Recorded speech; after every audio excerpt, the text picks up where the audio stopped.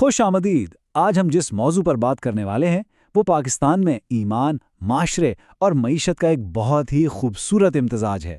جی ہاں، ہم بات کر رہے ہیں عید الاضحیٰ کی۔ دیکھیں، یہ محض کوئی عام سا تہوار نہیں ہے، بلکہ سچ پوچھیں تو یہ محبت، قربانی اور انسانیت کے ایک بہت بڑے پیغام کا عملی نمونہ ہے۔ آئیے مل کر اس کے مختلف اور دلچسپ پہلوؤں کو کھوجتے ہیں تاکہ اس کے اصل جوہر کو ٹھیک سے سمجھا جا سکے۔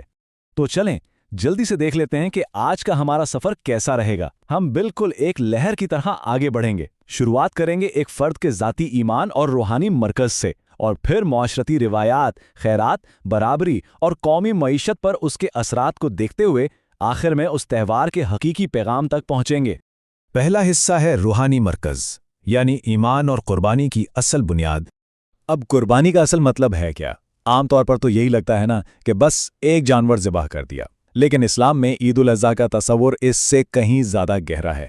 دراصل یہ اللہ تعالیٰ کی رضا کے لیے اپنی ہر عزیز چیز قربان کر دینے کے جذبے کی علامت ہے۔ یعنی یہ ظاہری عمل تو اپنی جگہ ہے، مگر اس کی سچی روح یہ ہے کہ ہم اپنی اندرونی خواہشات، اپنے غرور اور دنیاوی محبتوں کو اللہ کے حضور پیش کر دیں اور ان سے دستبردار ہو جائیں۔ اور یہ جذبہ آیا کہاں سے؟ ذرا تاریخ کے ان 3 حیرت انگیز مراحل پر غور کریں۔ پہلا، حضرت ابراہیم علیہ السلام کا وہ خواب جس میں انہیں اپنے بیٹے حضرت اسماعیل علیہ السلام کی قربانی کا حکم ملا۔ پھر دوسری صبح، بغیر کسی ہچکچاہٹ کے دونوں کا اس کڑے حکم کے سامنے سر تسلیم خم کر دینا۔ اور پھر وہ آخری لمحہ جب عین عمل کے وقت اللہ تعالیٰ نے ان کے اخلاص کو قبول فرمایا اور حضرت اسماعیل علیہ السلام کی جگہ ایک دمبے کو قربانی کے لیے بھیج دیا۔ سچی بات ہے، یہ صبر، وفاداری اور ایمان کی ایک ایسی شاندار مثال ہے جس کی یاد ہم ہر سال تازہ کرتے ہیں۔ آگے بڑھتے ہیں دوسرے حصے کی طرف، معاشرتی روایات اور بھائی چارہ۔ دیکھتے ہیں کہ یہ روحانی بنیادیں ہماری خاندانی اور معاشرتی زندگی میں کس طرح رنگ بھرتی ہیں۔ ہوتا کچھ یوں ہے کہ تیاریاں کئی دن پہلے سے ہی پورے جوش و خروش سے شروع ہو جاتی ہیں۔ پورے ملک میں مویشی منڈیاں سج جاتی ہیں اور وہاں بالکل ایک میلے کا سا سما ہوتا ہے۔ خاص طور پر بچوں کا جو لگاؤ ان جانوروں کے ساتھ پیدا ہوتا ہے وہ تو بس دیکھنے والا ہوتا ہے۔ جانوروں کے لاڈ پیار سے نام رکھنا، انہیں چارہ کھلانا، اور ہاں، اس کے ساتھ ساتھ گھروں میں صفائی کی مہم اور کچن میں لذیذ کھانوں کے لیے طرح طرح کے مسالوں کی تیاریاں، یہ سب مل کر اس تہوار کی خوشیوں کو 4 چاند لگا دیتے ہیں۔ اور پھر بالآخر وہ خاص دن آ ہی جاتا ہے۔ عید کی صبح کا منظر کتنا پرسکون اور روحانیت سے بھرا ہوتا ہے نا؟ صبح سویرے اٹھنا، غسل کرنا، نئے کپڑے اور خوشبو پہننا، اس کے بعد سب کا مل کر عید کی نماز ادا کرنے کے لیے عیدگاہ کی طرف جانا، اور ہاں، نماز کے بعد جب سب ایک دوسرے کے گلے مل کر عید مبارک کہتے ہیں، یقین مانیں یہ وہ لمحہ ہوتا ہے جو خاندانوں اور دوستوں کے درمیان کی تمام دوریاں مٹا دیتا ہے اور محبت کے رشتوں کو ایک نئی مضبوطی دیتا ہے۔ اور اب ذرا اس فہرست پر تو نظر ڈالیں، بریانی، کڑھائی، قورمہ، کباب، نہاری اور تکے۔ بھائی، عید الاضحیٰ پر یہ پکوان صرف کھانا نہیں ہوتے، بلکہ یہ ایک بہترین بہانہ ہوتے ہیں سب دوستوں اور رشتہ داروں کے ایک جگہ اکٹھے ہونے کا۔ قربانی کا یہ گوشت دراصل ایک شاندار مشترکہ دعوت میں بدل جاتا ہے جو بھائی چارے اور خوشیوں کا ایک زبردست ماحول پیدا کرتا ہے۔ اب آتے ہیں تیسرے حصے پر، خیرات اور مساوات۔ یہ وہ پہلو ہے جہاں انسانیت اور ہمدردی سب سے زیادہ ابھر کر سامنے آتی ہے۔ گوشت کی تقسیم کا یہ اصول واقعی کمال کا ہے، کیونکہ یہ معاشرے میں ایک بہترین توازن لاتا ہے۔ ذرا اس تقسیم کو دیکھیں، گوشت کو بالکل 3 برابر حصوں میں بانٹا جاتا ہے۔ ایک حصہ اپنے گھر کے لیے، ایک رشتہ داروں اور دوستوں کے لیے، اور تیسرا حصہ خاص طور پر غریب اور ضرورت مند لوگوں کے لیے۔ اس کا سب سے خوبصورت نتیجہ کیا نکلتا ہے؟ یہ کہ پاکستان میں وہ لاکھوں غریب خاندان جو شاید پورا سال گوشت نہ کھا پاتے ہوں، وہ بھی اس دن کی فراوانی اور خوشیوں میں برابر کے شریک ہو جاتے ہیں۔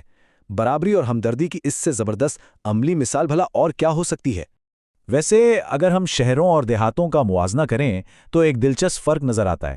دیہاتوں میں آج بھی وہی پرانا اور روایتی انداز ہے جہاں اجتماعی قربانیاں ہوتی ہیں اور پورا گاؤں ایک فیملی کی طرح خوشیوں میں شریک ہوتا ہے۔ دوسری طرف شہروں میں طرز زندگی بھلے ہی جدید ہو گیا ہو، لیکن مذہبی جذبہ بالکل ویسا ہی مضبوط ہے۔ شہروں میں لوگ اب گوشت بانٹنے کے لیے اکثر فلاحی اداروں کی مدد بھی لیتے ہیں تاکہ وہ زیادہ منظم اور محفوظ طریقے سے مستحق لوگوں تک پہنچ سکیں۔ اب چلتے ہیں چوتھے حصے کی طرف، معاشی اہمیت۔ دیکھتے ہیں کہ یہ تہوار ملک کی معیشت کا پہیہ کیسے چلاتا ہے۔ देखें, ईद उल अज़हा का मईशत पर एक बहुत बड़ा और हैरान कुन असर पड़ता है। ये त्यौहार दरअसल एक ज़बरदस्त माशी इंजन के तौर पर काम करता है। मवेशी पालने वाले किसान जो सारा साल इन जानवरों की देखभाल करते हैं, उनकी मेहनत का फल उन्हें इन्हीं दिनों में मिलता है। जानवरों को एक शहर से दूसरे शहर ले जाने की वजह से ट्रांसपोर्ट के शूबे का कारोबार चमक उठता है। फिर कसाईयों को देख लें, उनके लिए रोजगार के बेपनाह मौके पैदा होते हैं। और सबसे बढ़कर लाखों जानवरों की खाले जमा होने से पाकिस्तान की चमड़े की सनत को एक बहुत बड़ा बूस्ट मिलता है। यानी ये एक त्यौहार लाखों लोगों के लिए रोजगार का जरिया बन जाता है। और अब हम पहुंच चुके हैं अपने 5वें और आखिरी हिस्से पर, इस त्यौहार का हकीकी पैगाम। सारी बात का निचोड़ दरअसल इस एक जुमले में छुपा है। ईद उल अज़हा का असल पैगाम महज जानवर का खून बहाना हरगिज़ नहीं है। इसके पीछे जो चीज़ सबसे अहम है वो है अल्लाह की इताअत, बेलौस कुर्बानी का जज्बा, सब्र, दूसरों के लिए ईसार, गरीबों की मदद और बाहमी मोहब्बत व इत्तेहाद।